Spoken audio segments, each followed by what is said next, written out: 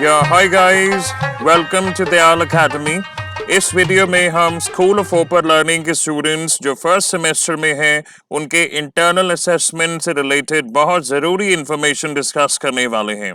मुझे उम्मीद है कि शायद आपने इस बारे में और वीडियोस देखी होंगी, लेकिन इस वीडियो को प्लीज ध्यान से देखिएगा और लास्ट तक जरूर देखिएगा। आपके इंटरनल असेसमेंट की जो डेट शीट है वो पब्लिश हो चुकी है, एक्सेप्ट फॉर बीए प्रोग्राम। वे स्टूडेंट्स थोड़ा वेट करें। जिन स्टूडेंट्स ने डेट शीट डाउनलोड नहीं की है वे यहाँ से डाउनलोड कर सकते हैं, इसका लिंक डिस्क्रिप्शन में दिया जाएगा। ये वो पोर्टल है जहाँ पर आप MCQ बेस्ड क्वेश्चंस अटेम्प्ट करेंगे जो कि ऑनलाइन होने वाला है, और ये इंस्ट्रक्शंस हैं आपकी डेट शीट में। आइए इन्हें समझते हैं। एग्जाम्पल के तौर पर यहाँ पर हमने बीकॉम प्रोग्राम के स्टूडेंट्स की डेट शीट दिखाई है।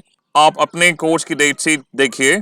अभी तक सबसे बड़ा क्वेश्चन जो स्टूडेंट्स पूछ रहे हैं कि इंटरनल असेसमेंट में कितने क्वेश्चन आने वाले हैं, इसका जवाब उन्हें चाहिए। तो मैं कहना चाहूँगा कि शुरू होने से पहले इसे प्रिडिक्ट करना बहुत मुश्किल है, लेकिन ये एक मैसेज है जो स्कूल ऑफ ओपर लर्निंग के टीचर्स को, लेक्चरर्स को सेंड किया गया था। बेशक उन्होंने आपको ऑफलाइन मोड में पढ़ाया यानी कॉलेजेस में पढ़ाया, या उन्होंने आपकी क्लासेस ऑनलाइन ली हैं। इसमें बोला गया था टीचर्स को कि उन्हें 20 MCQ सबमिट करने हैं, यानी जो क्वेश्चंस उन्होंने बनाए हैं आप लोगों के इंटरनल असेसमेंट के लिए, तो एक टीचर को बोला गया था कि आप 20 क्वेश्चन सबमिट करें। तो जाहिर सी बात है एक सब्जेक्ट काफ़ी टीचर्स ने पढ़ाया होगा, बेशक ऑफलाइन या ऑनलाइन मोड में, तो आपके एग्ज़ाम में, आपके इंटरनल असेसमेंट में टोटल कितने क्वेश्चंस आते हैं जब आप शुरू करेंगे तभी आपको पता लग पाएगा। लेकिन यहाँ पर हम डिस्कस करने वाले हैं कुछ चैलेंजेस जो शायद आप फेस करें, तो हम आपको अवेयर करना चाहते हैं based on the experiences of previous batch. हालांकि उनके इंटरनल असेसमेंट नहीं होते थे, लेकिन हम बात कर रहे हैं स्कूल ऑफ ओपर लर्निंग के उन स्टूडेंट्स के बारे में जिन्होंने ऑनलाइन एग्जाम्स दिए और उस समय जो चैलेंजेस उन्होंने फेस करे। मैं चाहता हूं कि आप अवेयर रहिए ताकि वे चैलेंजेस आप फेस ना करें। तो पहली चीज, ये पोर्टल है, यहाँ पर रोल नंबर और पासवर्ड यानी बार कोड डालने का बॉक्स अभी शो नहीं कर रहा है, लेकिन बहुत जल्द ये अपडेट हो जाना चाहिए। आप लोगों से रिक्वेस्ट है कि अपने एसक्यूएल डैशबोर्ड को भी चेक करते रहिएगा अगर वहां पर कोई लिंक आता है। लेकिन जो चैलेंजेस की हम बात करने वाले थे गाइज, वो ये है, आप ये समझिए किसी भी वेबसाइट की एक कैपेसिटी होती है, एक लिमिटेशन होती है कि एट अ टाइम उसमें कितने स्टूडेंट्स लॉग इन कर सकते हैं। एग्जाम के दौरान, इंटरनल असेसमेंट के दौरान जितने भी स्टूडेंट्स हैं उस कोर्स के जिन्हें वो टाइम स्लॉट दिया गया है, वे सारे students at a time log in करेंगे, यानी कि वेबसाइट का ट्रैफिक बढ़ने वाला है। इसीलिए आपसे रिक्वेस्ट की जाती है कि आपके इंटरनल असेसमेंट के शुरू होने से आधा घंटे पहले आप लॉग इन करें, और ये इंस्ट्रक्शंस आपकी डेट शीट में भी लिखी हैं। आधा घंटा पहले अगर आप लॉग इन करते हैं तो जो टेक्निकल स्टाफ है, IT टीम है, उन्हें पता लग जाता है कि हमारी वेबसाइट पर इस समय कितना ट्रैफिक है, कितने स्टूडेंट्स ने लॉग इन किया हुआ है, और क्या संभावना है कि जो रिमेनिंग स्टूडेंट्स हैं वो सक्सेसफुली लॉग इन कर पाएंगे या नहीं। मैंने आपको पहले भी बताया है, जिन स्टूडेंट्स ने एग्जाम्स ऑनलाइन दिए थे आज से 2 साल पहले, उस समय मेजर चैलेंज स्टूडेंट्स ये फेस किया करते थे कि जो एग्जाम शुरू होने का टाइम है उस समय लॉगिन किया करते थे, और लॉगिन करने में बहुत चैलेंजेस फेस उन्हें करनी पड़ती थी। कई स्टूडेंट्स ने जो डिले रिपोर्ट किया है वो 5 मिनट का था।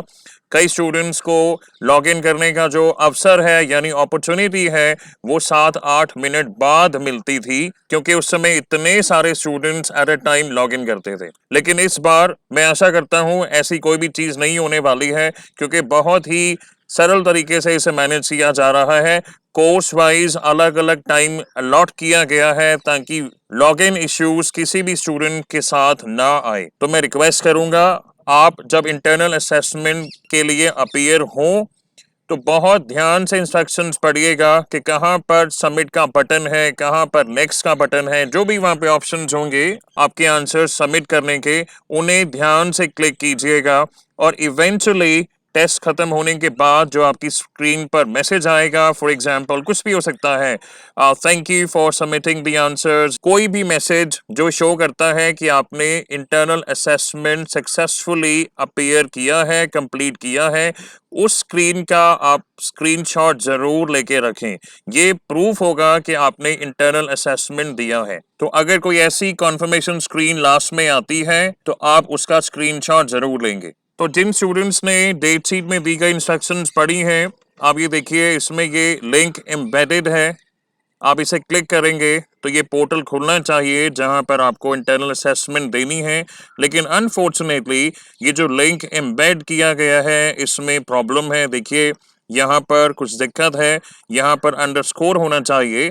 तो वे स्टूडेंट्स पैनिक बिल्कुल ना करें, क्योंकि एक्चुअल लिंक ये है और ये लिंक आपको डिस्क्रिप्शन में दिया जाएगा। इवन तक कि जिन स्टूडेंट्स को मैसेज रिसीव हुआ है, कुछ स्टूडेंट्स ने शेयर किया है मैसेज, उनके मैसेज में जो लिंक गिवन है वो भी काम नहीं कर रहा, यानी उसमें टाइपिंग एरर है।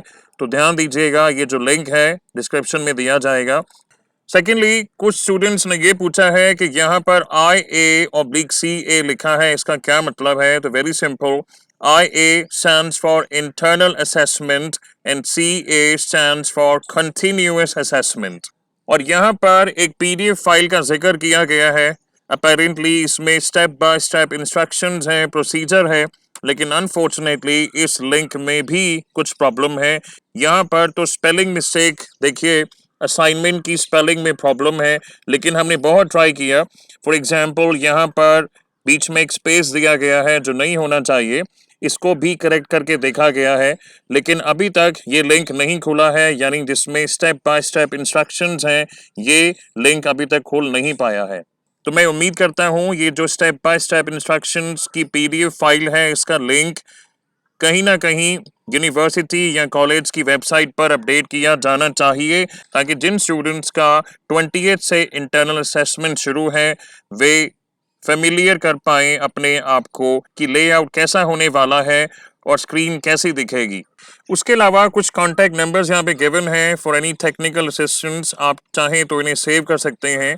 लेकिन मैं ये उम्मीद करता हूँ कि जिन स्टूडेंट्स ने MCQ बेस्ड टेस्ट कोई भी दिया है पास में, चाहे वो CUET का हो, बहुत सिंपल होता है कि आपको क्वेश्चन डिस्प्ले किया जाएगा, उसके ऑप्शंस डिस्प्ले किए जाएंगे, आप करेक्ट ऑप्शन पर टिक करेंगे, उसके बाद सबमिट करने का यानी आंसर को सबमिट करने का उसमें एक ऑप्शन आना चाहिए। आप ध्यान ये दीजिएगा कि जब आपका टेस्ट खत्म हो जाता है उसके बाद अगर कोई बटन वहां पर आता है, फॉर एग्जांपल फिनिश या सबमिट करने का, तो उस पर ध्यान जरूर दीजिएगा। उसके बाद एक क्वेरी स्टूडेंट्स की है मार्क्स को लेके कि इनके मार्क्स कब मिलेंगे या इनका रिजल्ट कब आएगा। तो ऐसी उम्मीद की जा रही है कि सिंस ये टेस्ट ऑनलाइन होने वाला है यानी क्विज मोड में है, तो हो सकता है ये प्रोसेस ऑटोमेटेड हो, यानी आपके मार्क्स ऑटोमेटिकली कैलकुलेट हो जाने चाहिए। इसकी हम आशा भी करते हैं, सिंस ये ऑनलाइन है, MCQ बेस है, ऐसा ही लगता है कि ये ऑटोमेटेड होना चाहिए, यानी आपके मार्क्स ऑटोमेटिकली कैलकुलेट हो जाने चाहिए। अब आपके मार्क्स टेस्ट खत्म होने के बाद तुरंत वहीं पर डिस्प्ले किए जाएंगे या बाद में किए जाएंगे, ये वक्त आने पर पता लगेगा। और लास्ट में मैं यही कहना चाहूंगा कि सिंस किसी भी ऑनलाइन टेस्ट में टेक्निकल ग्लिचेस की थोड़ी बहुत संभावना होती है, आप प्लीज मेक श्योर कीजिए कि आपके पास रिलायबल इंटरनेट कनेक्शन है। एक नहीं बल्कि एक स्टैंड बाय इंटरनेट कनेक्शन रखें कि अगर पहले कनेक्शन से नहीं चलता है तो आप फटाफट सेकेंड कनेक्शन से टेस्ट दे पाएं। एक इंटरनेट कनेक्शन या हॉटस्पॉट स्टैंड बाय पे रखिएगा यूज करने के लिए। अगर आप लॉगिन इश्यूज फेस करते हैं तो प्लीज पैनिक नहीं कीजिएगा। आपकी डेट शीट में जो असिस्टेंट्स के लिए फोन नंबर्स गिवन हैं, आप उन्हें कॉल कर सकते हैं या आप दोबारा ट्राई कर सकते हैं। जनरली जो हमने ऑब्जर्व किया है, फॉर एग्जांपल CUET का जो MCQ बेस्ड टेस्ट हुआ करता है उसमें टाइम जरूर मेंशन होता है, फॉर एग्जांपल कि 2 बजे टेस्ट शुरू होना है। उसके अलावा उसके अंदर एक इंटरनल क्लॉक होती है। दैट मीन्स के 2 बजे अगर आप लॉग इन नहीं कर पाए हैं किसी भी टेक्निकल इशू की वजह से, अगर आप 2 या 3 मिनट लेट लॉग इन कर पाते हैं तो फिर भी आपको पूरी ड्यूरेशन दी जाती है टेस्ट करने के लिए। तो ये feature school of hopper learning के इंटरनल असेसमेंट में लागू होगा या नहीं, इसके बारे में अभी कहना थोड़ा सा मुश्किल है।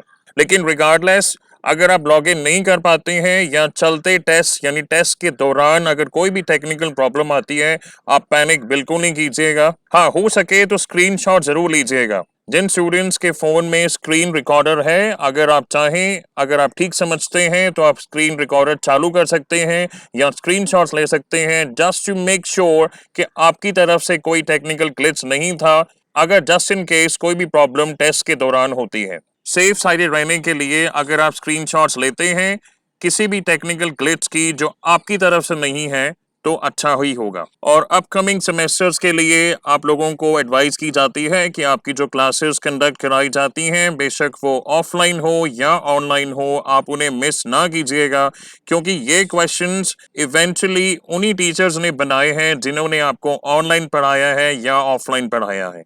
तो सभी स्टूडेंट्स से रिक्वेस्ट की जाती है कि अपना स्केड्यूल यानी डेट शीट ध्यान से पढ़िए और टेस्ट शुरू होने से पहले अपना सब्जेक्ट नेम केयरफुली देखें और बहुत सीरियसली इंटरनल असेसमेंट दें और किसी भी सिचुएशन में इसे मिस ना करें। Alright guys, that is it for this video. If you like the video, please subscribe to our channel and share it with your friends, and thank you for watching.